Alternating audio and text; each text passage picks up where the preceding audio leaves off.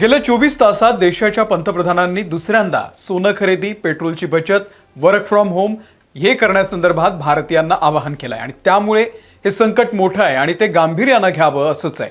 कारण देशाचे पंतप्रधान स्वतः जनतेला हे सल्ले देत आहेत. पण हे सगळं करणं सोपं आहे का?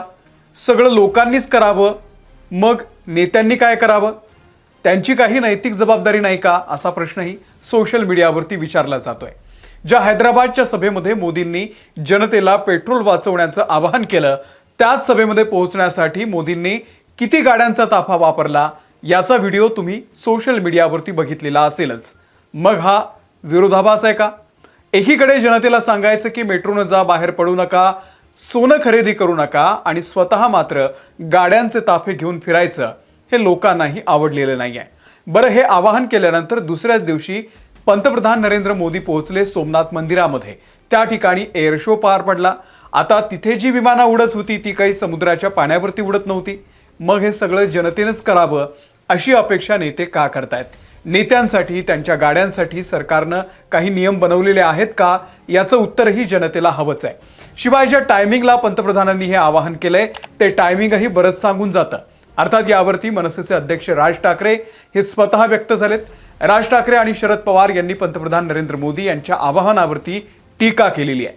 वर्क फ्रॉम होम संदर्भात कंपन्यांनी काय उत्तर दिलंय, आणि या सगळ्यात महत्त्वाचं म्हणजे पेट्रोल डिझेलच्या किमती वाढण्याची तयारी आता सध्या सुरू झालेली आहे. त्या किती वाढतील? पंतप्रधानांनी सोनं खरेदी करू नका असं म्हटलंय. काल मोठ्या संख्येनं सोनं खरेदी झालेली आहे. उलटा परिणाम बाजारामध्ये दिसून येतोय. सगळं सविस्तर जाणून घेऊयात या व्हिडिओमधून. नमस्कार, मी अमोल किन्होळकर. आपण पाहत आहात महाराष्ट्र टाइम्स ऑनलाईन.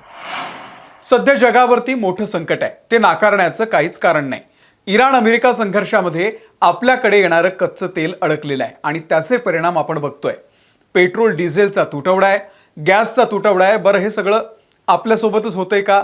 तर असं काही नाही आहे. पाकिस्तान, श्रीलंका यांच्यासह अनेक शेजारी देशांनी आधीच मार्च महिन्यापासून अनेक निर्बंध लादलेले होते, जेणेकरून तेलाची टंचाई मर्यादेपलीकडे जाऊ नये. पण आपण तसं केलं नाही, कारण आपल्याकडे निवडणुका होत्या. निवडणुकांमध्ये निर्बंध घातले तर रॅली कशी होणार? हेलिकॉप्टरनं कसं फिरणार? प्रचाराच्या गाड्या कशा पळवणार? हे सगळं आपल्याकडे नेमकं या युद्ध काळात आलं आणि त्यामुळे आपल्याकडे काही निर्बंध नव्हते. पण जेव्हा निवडणुका संपल्या, कमर्शियल गॅस दुसऱ्याच दिवशी 2000 रुपयाचा 3000 रुपये झाला.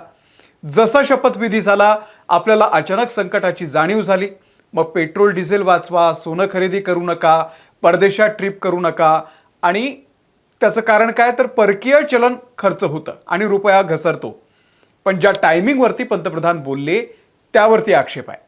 मनसेचे अध्यक्ष राज ठाकरे यांनी खूप सविस्तर पोस्ट केलेली आहे या संदर्भामध्ये. तिचा काही महत्त्वाचा भाग मी तुम्हाला वाचून दाखवतो. राज ठाकरे म्हणतात की स्वतः पंतप्रधान आणि त्यांचे सगळे सहकारी देशभर काहीशे गाड्यांचा ताफा घेऊन मिरवणुका काढतायत, स्वतःवरती फुलं उधळून घेत आहेत. त्याचं काय करणार आहात आपण? आमच्याकडून चूक झाली त्याबद्दल दिलगिरी व्यक्त करून यापुढे माझ्या सकट कोणीही काही असं करणार नाही असं सांगणार आहात का? चुका तुमच्या आणि त्याचा भुर्दंड जनतेला का? हे राज ठाकरे यांनी म्हटलेलं आहे. आणि हे अगदी खरं आहे. जर आपण जनतेला आज आवाहन करत असू तर मग राज्यकर्त्यांच्याही काही नैतिक जबाबदाऱ्या आहेत आणि त्या पूर्ण न करता सगळं जनतेनंच करावं आणि आपण काही शे गाड्यांचा ताफा घेऊन फिरावं, हे कितपत योग्य आहे? आणि हाच प्रश्न राज ठाकरे यांनी विचारलाय आणि याचीच कालपासून लोकांमध्ये सुद्धा चर्चा आहे. दुसरं महत्त्वाचं राज ठाकरे म्हणालेत ते टायमिंग विषयी. पेट्रोल डिझेलच्या वापरामध्ये काटकसर करा असं पंतप्रधान सांगतात. ठीक आहे, मग हे आत्ताच का सुचलं? पश्चिम बंगाल, आसाम, तमिळनाडू, केरळ आणि इतर राज्यांच्या निवडणुकीमध्ये प्रचार, रोड शो करताना आणि देशभरातून लाखो माणसं त्या राज्यामध्ये नेताना जे कोट्यवधी लिटर पेट्रोल डिझेल वाया गेलं, तेव्हा का नाही सुचला? या राज्यांमध्ये जो अफाट पैशाचा खेळ करून मतदान मिळवलं, तेव्हा का नाही सुचलं?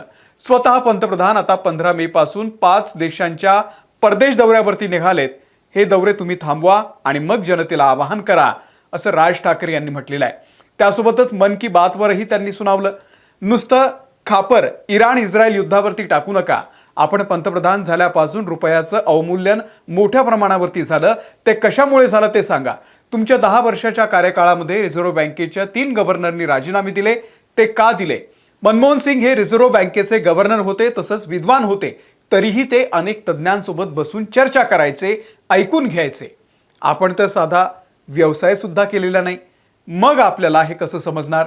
मन की बात खूप झाली, आता खऱ्या खुऱ्या अर्थतज्ज्ञांची मन की बात पण ऐका, असं राज ठाकरे यांनी पंतप्रधान नरेंद्र मोदी यांना सुनावलेलं आहे. पंतप्रधानांनी केलेल्या आवाहनाचा उलटा परिणाम झाला.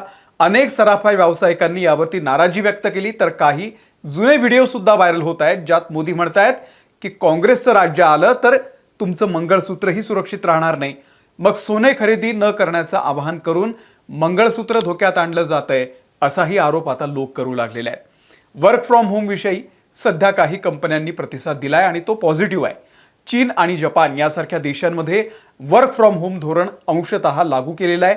आंतरराष्ट्रीय ऊर्जा एजन्सी ट्रॅकरनुसार आतापर्यंत एकूण 70 देशांनी असे धोरण लागू केलेलं आहे, ज्यामध्ये मेक्सिको, कॅनडा, ऑस्ट्रेलियासारख्या आशिया बाहेरच्या देशांचाही समावेश आहे.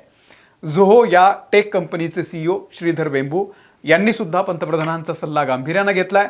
वर्क फ्रॉम होमच्या धोरणाकडे परत जाण्याचा विचार करत असल्याचं त्यांनी स्पष्ट केलेलं आहे.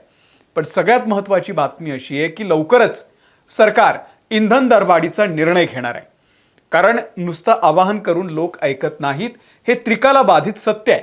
ब्लूमबर्गच्या अहवालानुसार इंधनाच्या किमती वाढवणं आणि सोनं आणि इलेक्ट्रॉनिक वस्तूंसह इतर अनावश्यक आयातींवरती निर्बंध घालणं यासारख्या उपाययोजनांवरती सरकार विचार करत असल्याचं समोर आलेलं आहे. आणि त्यामुळे पेट्रोल डिझेलच्या किमती वाढणार हे जवळपास निश्चित आहे. फक्त कधी, तर ते आज, उद्या किंवा कोणत्याही क्षणी होऊ शकतं. भारतातल्या तेल कंपन्यांना गेल्या 2 महिन्यांपासून दिवसाला 1600 कोटी रुपयांचा भूर्दंड सहन करावा लागतोय. सरकारी तिजोरीवरती ताण आलाय. आता हा निर्णय सरकार घेण्याच्या तयारीत आहे. NCPचे नेते शरद पवार यांनी देखील पंतप्रधानांच्या या वक्तव्यावरती, या सल्ल्यावरती प्रतिक्रिया दिली.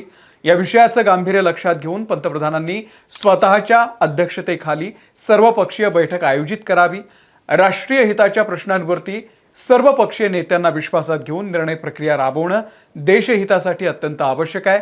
अर्थतज्ञ, उद्योग क्षेत्रातील प्रतिनिधी आणि संबंधित तज्ज्ञांची तातडीनं बैठक बोलवून परिस्थितीचा सखोल आढावा घ्यावा, असा सल्लाही या ठिकाणी शरद पवार यांनी दिलेला आहे.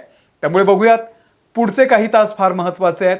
एकतर पेट्रोल डिझेलची दरवाढ होण्याची शक्यता आणि वर्क फ्रॉम होमला कंपन्यांचा मिळणारा प्रतिसाद, हे सगळं जरी असलं तरी देखील नेत्यांनीही या परिस्थितीमध्ये अनावश्यक दौरे टाळावे, ताफे नेणं टाळावं, यासाठीही एखादा नियम असायला हवा.